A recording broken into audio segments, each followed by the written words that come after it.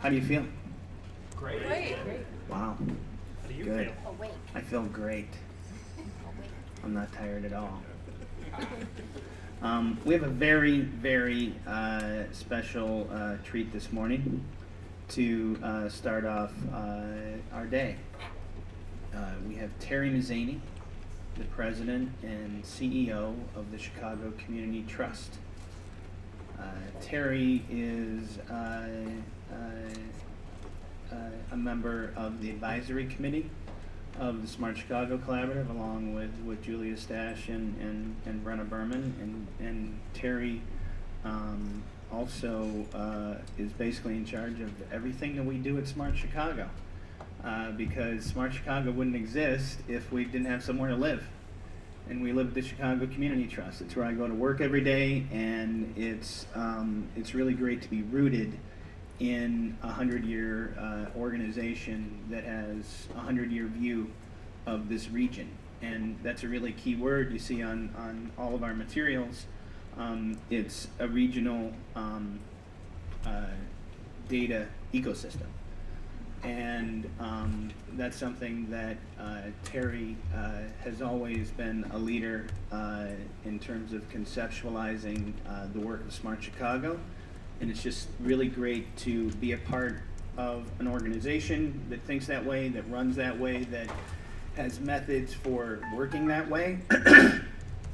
And it's just really important, and it goes very deep into everything that we're doing. So without further ado, I would like to introduce Terry Mazzany of the Chicago Community Trust.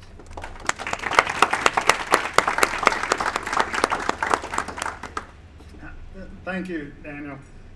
One of the joys that I have with our affiliation with Smart Chicago is getting to work with a rock star. It's not often that us in philanthropy get to do that, and I consider Dan O'Neill a rock star here, and he brings this innovative energy, this wild, out-of-the-box thinking to really inform and infuse so much of what we're doing, how we think about the issues of the time for that. So it's just a joy to have this opportunity. Pleased to contribute to the Chicago School of Data conference here. Really need to acknowledge the lead role that the Macarthur Foundation has played, not only for this conference, but all of the foundational steps that have led to this moment in time. Their deep investment in understanding digital literacy and media, their commitment to civic technology, their truly amazing program lead on this, Elena Harkness, that you've worked with. I've had the pleasure working with her since she first started in this field about a decade ago now, and it's just been delightful for that. The city of Chicago has been an extraordinary partner for something that is so innovative and potentially feeling risky, and yet the embrace of that has made all of the difference in the world to have that governmental partner for that. Many of you who are documenters play a huge role in this. Daniel's commitment to documentation is big, and that contribution to the Chicago School of Data book that is scheduled for release in 2015 for that. I want to thank all of you for joining on this. Because this hadn't been done before, I'm not sure that you really knew what you were getting into. I hope that it's worth your while. Daniel and a very small cadre of staff members have done an extraordinary amount. They act like they're a staff of 20 or 30 when it's only 3 or 4 individuals doing this. So that means that there are a lot of volunteers who are key to this. There is a call to action as a result of that, and that is just a request that you continue to participate, communicate, and innovate with the Chicago School of Data. That you are good stewards and pass this information along. We need to model the principles underlying this. We want a very inclusive ecosystem of data. The website, www.chicagoschoolofdata.com, will live on as the web representation of this and as a pillar on which we can build this. And then the speakers and participants here will receive a post-conference evaluation to complete via email, and I'm pretty sure that everybody here will do that. I think that's just in the DNA of those who are attending here for that. Based on that, we'll be able to chart our course going forward. We also hope that any of you want to share, like that video or picture right there, that should show up on the website here. Thank you for that. So it's creating an idea here that there is a Chicago School of Data emerging. The essential organizing principle for this is data in the service of people. How it connects to Smart Chicago is it's one of the three prongs of Smart Chicago's mission, which is about access, skills, and data. All three are essential for bridging digital divides and disparities here. To get to this point, Smart Chicago surveyed over 200 organizations, conducted 70 interviews, many of you in the room here, and it was based on that the structure of this conference emerged. The Smart Chicago Collaborative is all about collaboration, working to define, introduce, and organize, bring together entities, the people, tools, organizations, institutions, processes, and policies that are in this ecosystem of data, and to create definition to that ecosystem. Why does this all matter? It matters because the problems we face are daunting, the consequences of failure are devastating, and time to act is short. That means that if you can do it by yourself, it probably isn't worth doing. The Chicago Community Trust is coming up on its 100th anniversary. This began as a big idea. I know that the millennials in the room here think that innovation began in 1980 at the start of this generation. But believe it or not, there were people in dining rooms in Chicago in 1914 who were discussing a very innovative idea. Say, hey, let's create a community foundation.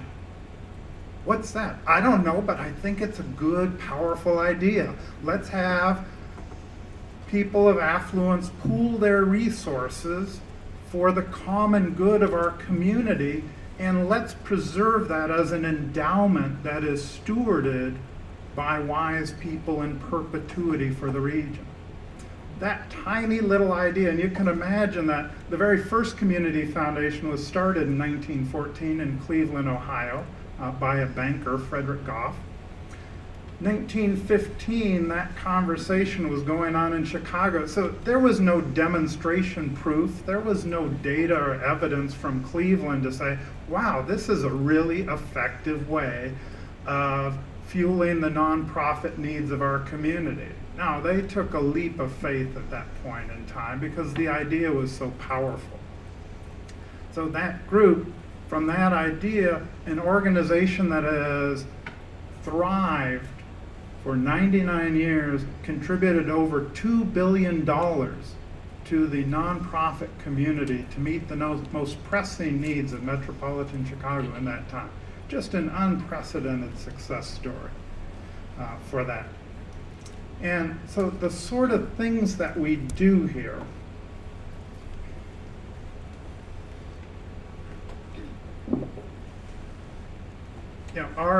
our mission here is to be about a thriving community. a key commitment is prosperity broadly enjoyed. And we want meaningful advancement for those with the least. You can see where our bias is. Our mission to lead and inspire philanthropy that makes a measurable difference in the quality of life and prosperity of the region. It's that leadership of philanthropy that will come fully developed for our 100th anniversary here. We're about the opportunity structures in our community, and this is a point that I want to keep emphasizing throughout our conversation. We have 4 overarching goals: education and economic development, health, housing, and human services, civic and cultural vitality, and sustainable development. So it's a broad mission. We find ourselves at a lot of tables in our region. And just as one example where we hit it out of the park, over a decade ago, we were really focused on reducing lead poisoning. Chicago being an older industrial city with a lot of aging housing stock that has accumulated lead-based paints that would come off of windows onto floors or into the dirt around a house. Little children would pick that up, get lead poisoning, and it would dramatically reduce their intellectual functioning abilities there. So a concerted effort to organize this as a public health challenge, and as a result, we dropped dramatically the incidence of lead poisoning in our city and our region. That's what happens when people work collaboratively to tackle a big problem. So we're keenly aware of the population demographics of our community, the types of data that we traditionally do, and I think that what you're focusing on goes way beyond the types of metrics that we study. But looked at, Chicago historically is a city of immigrants. That is what has kept the population growing. But for the first time in 100 years, the influx of immigrants is flattening out, which is trouble for a city that will start to decline in population and has in fact done that. We've also seen the phenomena over the last 10 years of the suburbanization of poverty. It used to be an inner city urban problem. This has now moved out into the suburban communities that do not have the infrastructure of nonprofits to be able to support and respond to increased poverty levels. And as a result of the Great Recession, many residents took a big hit on their wealth and their income, and in many places are still recovering, even though we have the stock market at an all-time high and other economic indicators are increasing. Part of the challenge that we face here, and this is Richard Florida's work looking at the mix of the workforce, they're generally looking at 3 categories of workforce, from a working class to a service class to a creative class. The working class were individuals who would work in the steel mills, the factories, and could earn a middle class wage there. And then you have the creative class, which is probably everybody in this room and has repopulated downtown Chicago. But the working class has been diminished. It is disappearing, replaced by a service class. And these are the individuals who are fighting for minimum wage and $15 an hour to be able to make ends meet. And so it's that replacement of a middle class wage with a poverty level wage that is a big social problem we face. And you can see it expanding out into the suburbs as well. That large tracts of the reddish color showing the predominance of service industry jobs. So on the heat maps, and for those of you from Chicago, these start to get monotonous because whether it's health indicators, whether it's economic indicators, education indicators, food deserts, they all look alike. You can see that from the last census, Chicago grew faster than any urban center in this core that we are sitting in right now. 50,000 people were added, great density here. At the same time, the city as a whole lost 200,000 people, which meant that in every other neighborhood, the city has lost 250,000 people if you take into account the 50 added in the urban core. You can see the pattern of unemployment. We still have a wide range, even though the region has recovered from over 9% unemployment to 6.6% unemployment last month, which is a great sign, but we have neighborhoods with 25–30% unemployment in them. Income matches that very well, but you can see the distinct concentration of income that we face. And of course, the corollary is the distribution of poverty on the west and south sides. So the city itself, the Department of Health of all places, has aggregated these indicators into what they call the hardship index. And they mapped it onto the 77 neighborhoods of Chicago. You do not want to be a darker color on this map here. So we looked at this. This is the Voorhees Center at the University of Illinois in Chicago that did the analysis.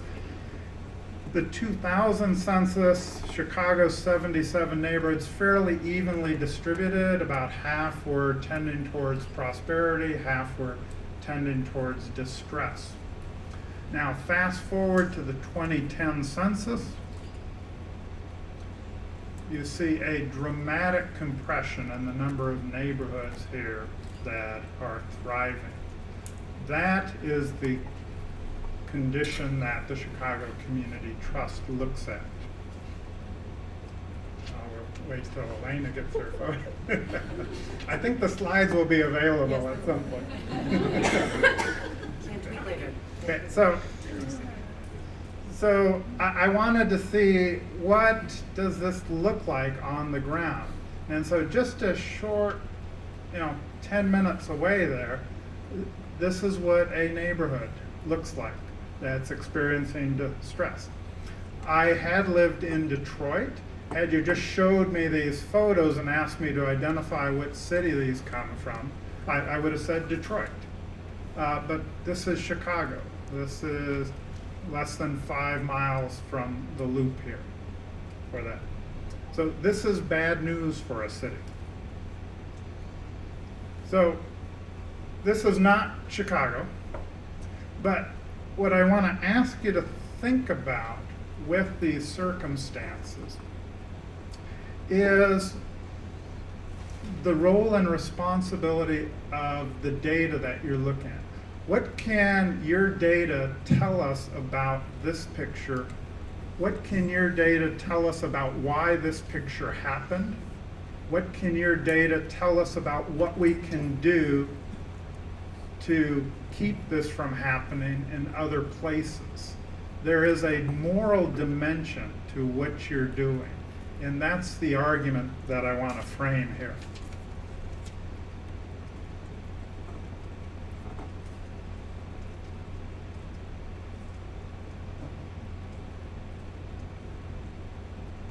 So the city, for instance, has focused on 7 opportunity areas where they would make investments here, and the city is engaged in a larger planning effort to see that it's bigger than an individual neighborhood.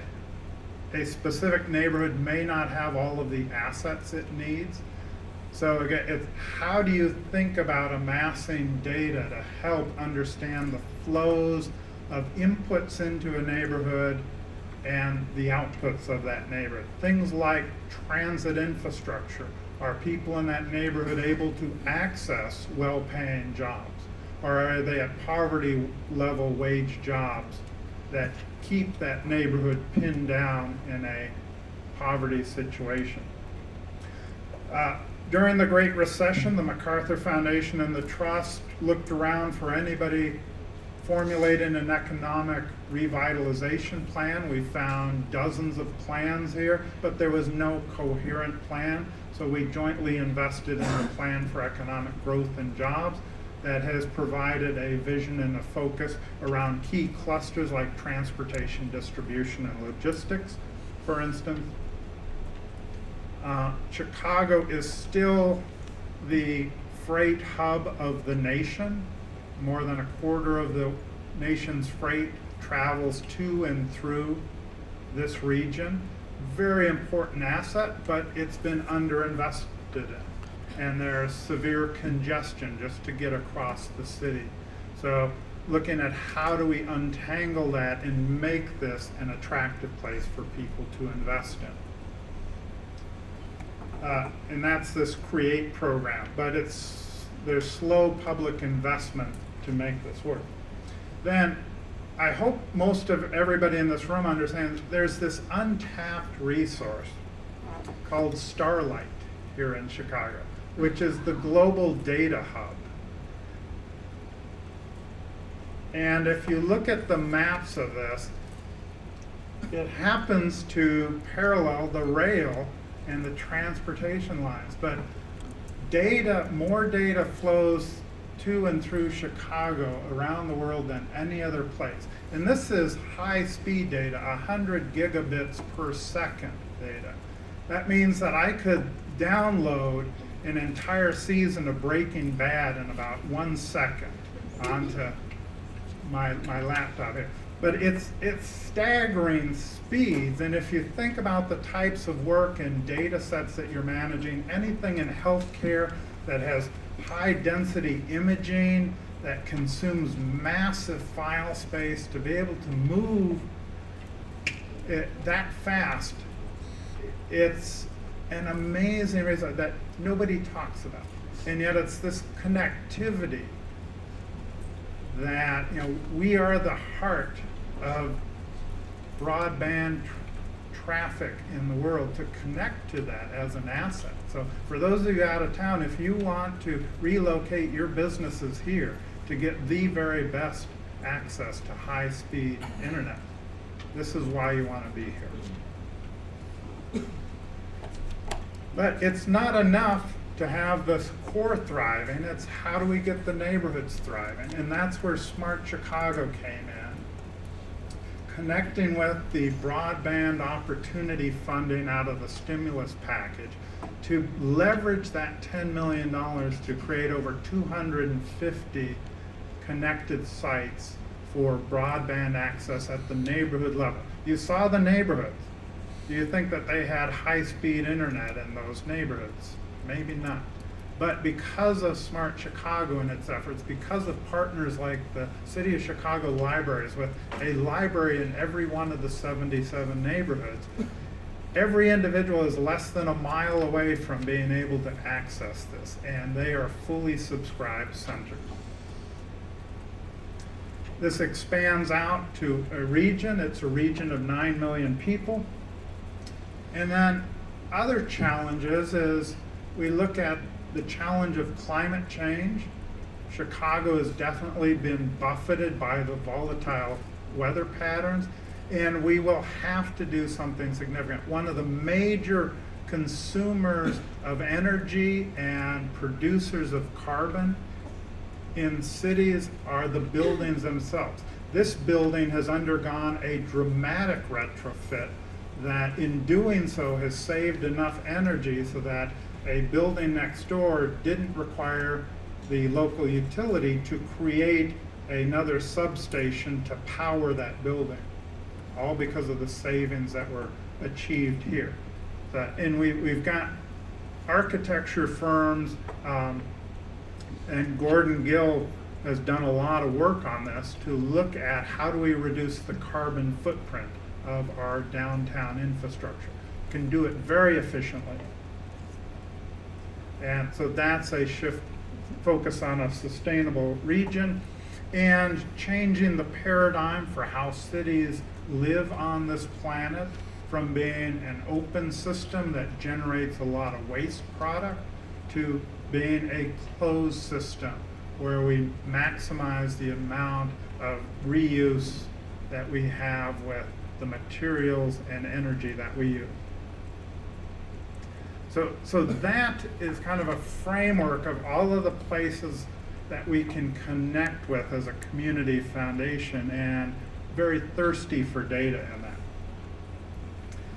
Within that context, I want to talk a little bit about the Millennial Generation. I think many of you in this room are in that generation.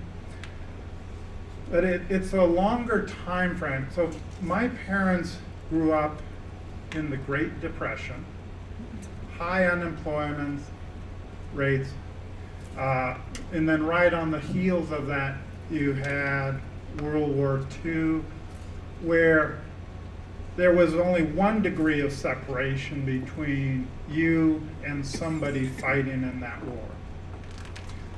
And it was a country that was raising victory gardens in their neighborhood lots to be able to provide food.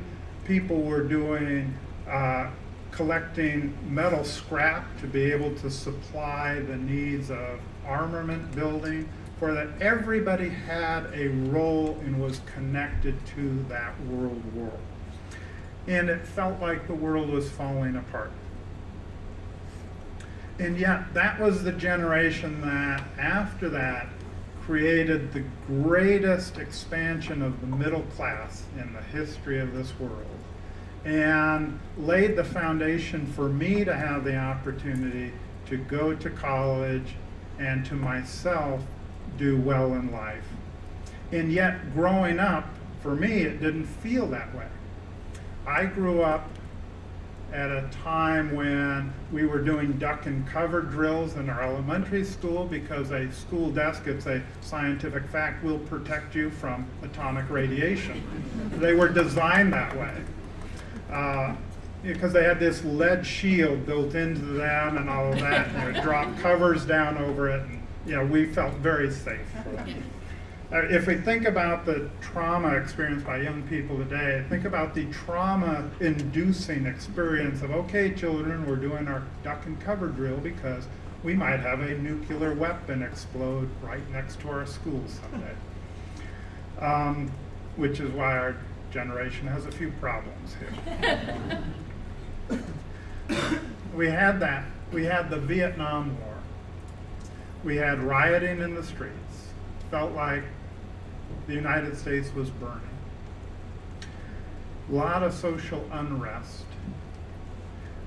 And yet, out of that, we made advances in civil rights.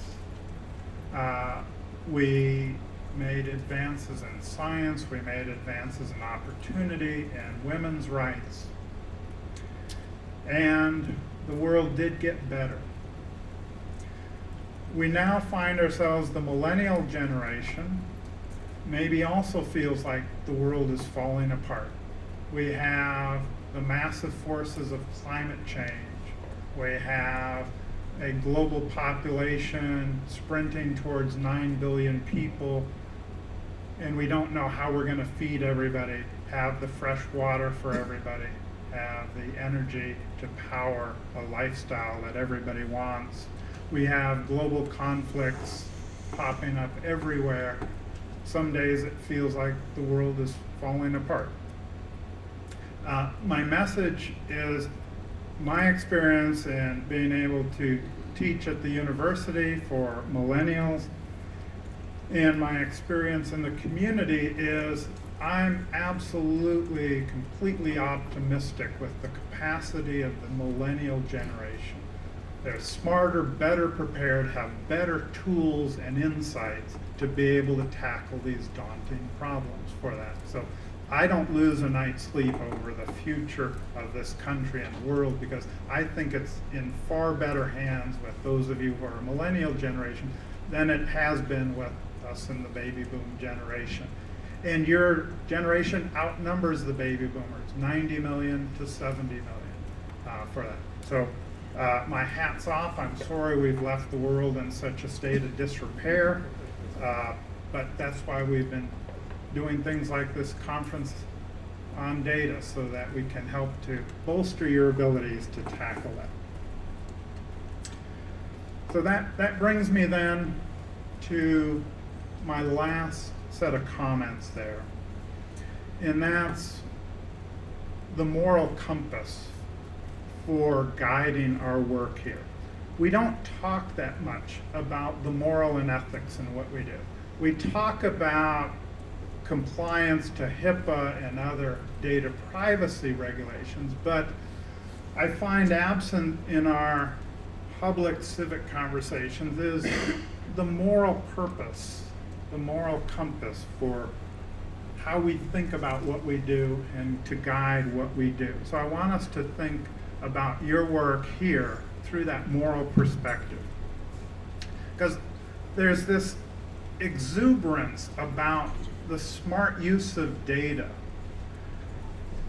And we have smart cities and smartphones and everything's smart nowadays, but it's soulless without that moral perspective. Without the moral perspective, it comes across as value neutral, as amoral in its standing. And yet, the misuse, intentional or otherwise, of data can be very damaging. And so I want us to be smart about the morality of what we're doing, and for that to be one of the filters that you use in the course of your work. It's about the responsible use of data. As a case in point, public education, which was my background, has been stampeded along with everybody else to data-driven decision-making. And what people have done is, if they pick up a piece of data, then there's this mantra, well, we've got to use that piece of data to make decisions. So in education, what has come to the forefront is that piece of data is called a student test score. So we now have a hammer and everything looks like a nail. So evaluating school quality based on that data point is the hammer for school quality. Evaluating a principal performance to determine a principal's bonus is a hammer based on that data point. Evaluating the performance of teachers based on student test scores is that hammer used to drive that home. The impact on young people, their identity, their future, their opportunities structured based upon that data point. When in fact we know that that test score is a very inadequate measure for all that matters and all that counts. But we have the data point and we're told we have to make decisions based on data. And so we need those of you who are in the business of creating, aggregating, disseminating data to put warning signs and labels on those data. Talk about the use and misuse of those data. At the Chicago Community Trust, there are 4 principles that we use to guide our work. And it all begins with equity. It's that lens of equity. And so you can think about this for the Chicago School of Data and the principle of equity. Who has access to these data and who does not? Are we increasing disparities? Are using data as a force for good to reduce those disparities? The second principle is that of opportunity. Who benefits from the use of data and the access to data, and who is harmed by the access to data or the use of data? The third principle is diversity. Are all voices in that conversation? Do we have those points of view represented here? for the meaning of that. I'm engaged in a large health collaborative here, the Patient-Centered Outcomes Research Initiative work that's part of the Affordable Care Act funding. And it insists on patient voices at the table. It's out of that we learn and understand what is important from a patient point of view. What are the research questions to ask? How do we interpret the findings for that? And this is from populations that may have a troubled history with our healthcare system and may look at that system with suspicion. That it's an opportunity then to bring those voices into the conversation. And then the fourth principle is that of inclusion. Are all of these voices heard? And generally my experience with the population, fortunately it is not this room, which I love, but generally it's predominantly white males in the room. And we leave out so many important perspectives there. But if the Chicago School of Data embraces the principles of equity and opportunity, diversity and inclusion, I think that forms the basis of a moral compass and allows then a larger conversation about a expansive moral vocabulary where you can talk about your data and your findings and the impact with ideas like, how does this relate to justice in our society, our fairness in our society, our compassion? How many of you have gone about saying, how can I assemble data that has a public benefit that will increase the compassion quotient in our community, or the caring quotient in our community? For you to tell those types of stories. I can make this case, I think, most clearly by closing with the words of Robert F. Kennedy. They were delivered in March of 1968. When I talked about my growing up in the world felt like it was falling apart, the zenith of that was 1968. The Vietnam War was raging. We had the assassination of Dr. Martin Luther King, and we had the assassination of Bobby Kennedy. At the time, although I was only 12 when those events happened, I was campaigning for Bobby Kennedy in my elementary school in 6th grade. I had a Bobby Kennedy button and all of that, and we thought we could change the world at that point in time. And so the brutal truth about the world we were entering when he was assassinated was very devastating. Fortunate, his words to me still ring true today. And this goes to the heart of that moral compass for how we think about data. To quote, he says, "Too much and too long we seem to have surrendered community excellence and community values in the mere accumulation of material things. Our gross national product, if we should judge America by that, counts air pollution and cigarette advertising and ambulances to clear our highways of carnage. It counts the special locks for our doors and the jails for those who break them. It counts the destruction of our redwoods and the loss of our natural wonder and chaotic sprawl. It counts napalm and the cost of a nuclear warhead and armored cars for police who fight riots in our streets. It counts the television programs which glorify violence in order to sell toys to our children. Yet the gross national product does not allow for the health of our children, the quality of their education, or the joy of their play. It does not include the beauty of our poetry or the strength of our marriages, the intelligence of our public debate, or the integrity of our public officials. It measures neither our wit nor our courage, neither our wisdom nor our learning, neither our compassion or our devotion to our country. It measures everything, in short, except that which makes life worthwhile, and it tells us everything about America, except why we are proud that we are Americans. So I leave you with a question. In your work, are you a force for good? Thank you.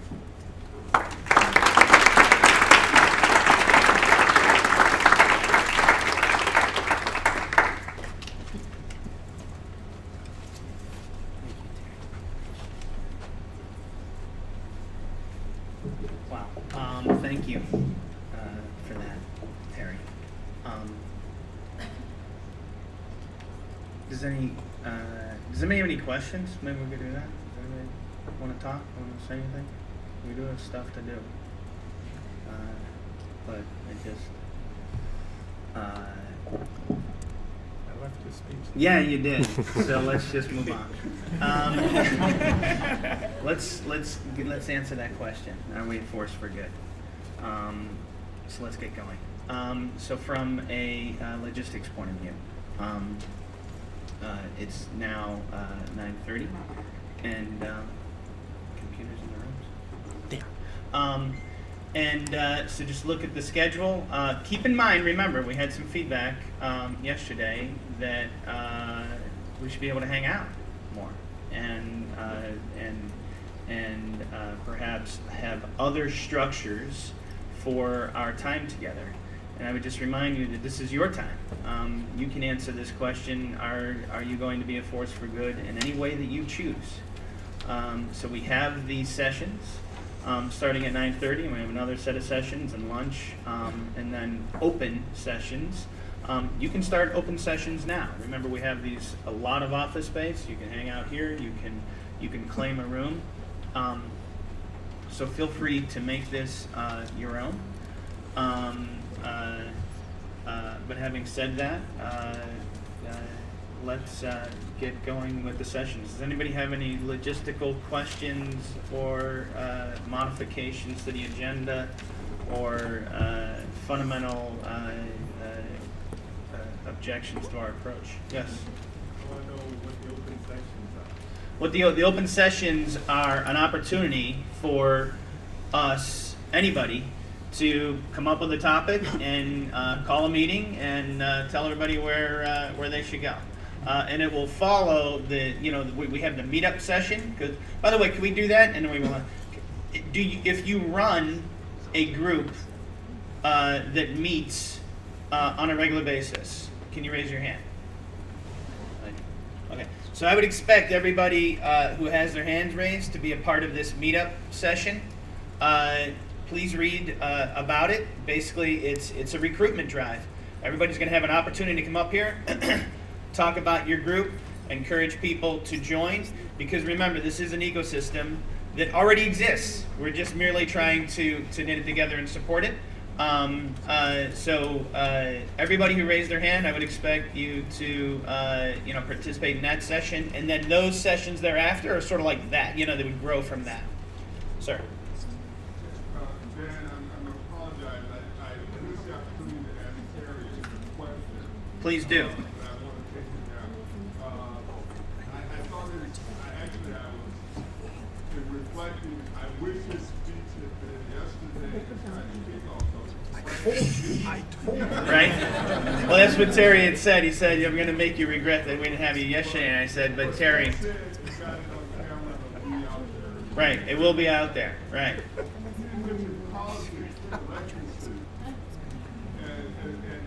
actually, one of the interesting things that certainly at the national level politics did was a lot of use of data. And this president certainly, was a visionary using data to do what he wanted to do with the election.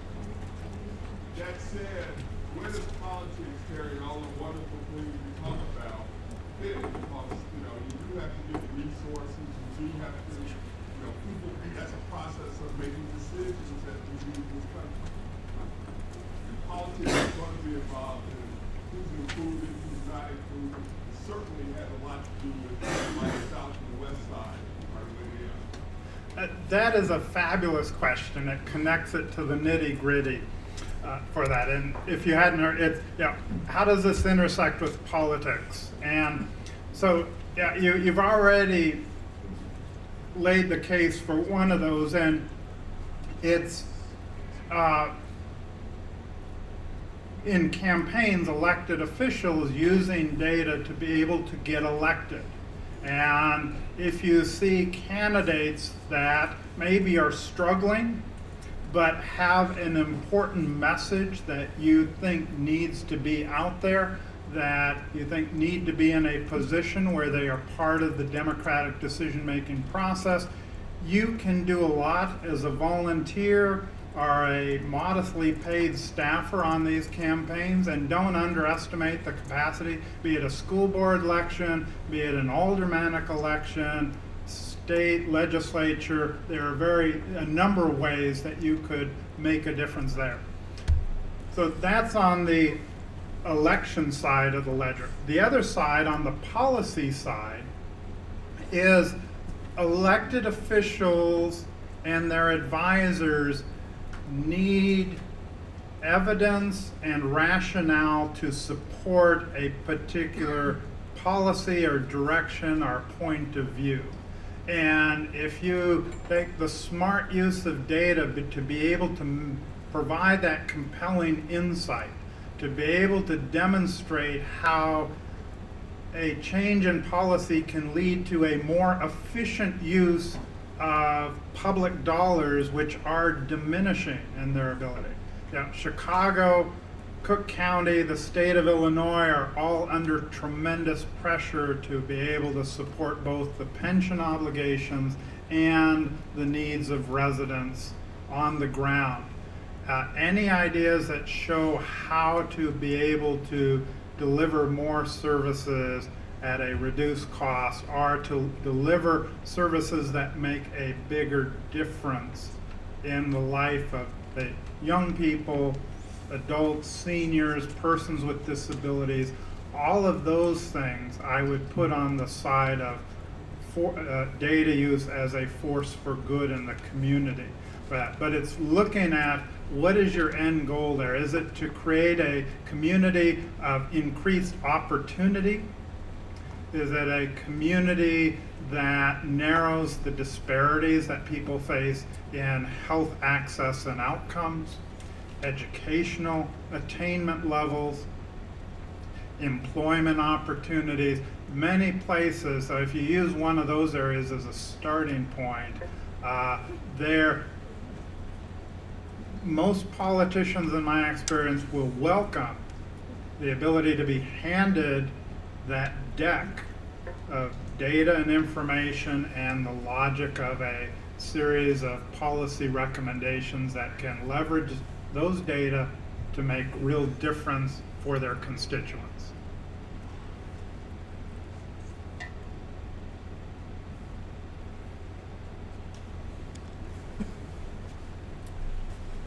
Any other further questions for Terry?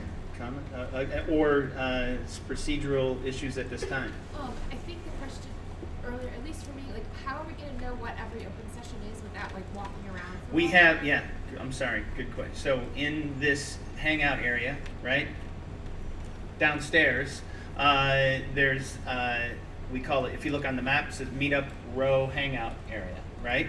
And there we have rooms, and they're numbered, and there's paper laying on a table there, and you can write what the group is and tape it to the wall. That is the methodology. Okay, can I also make a recommendation? Please. Can you do Twitter with both the hashtag That will be data done. and open session? That will be with the done. room number? Yes. So let it be written, so let it be, right? I don't know. How does that go? Yes. Open session and shy data, and then description of your images. Do we have any further procedural questions at this time? Let's go.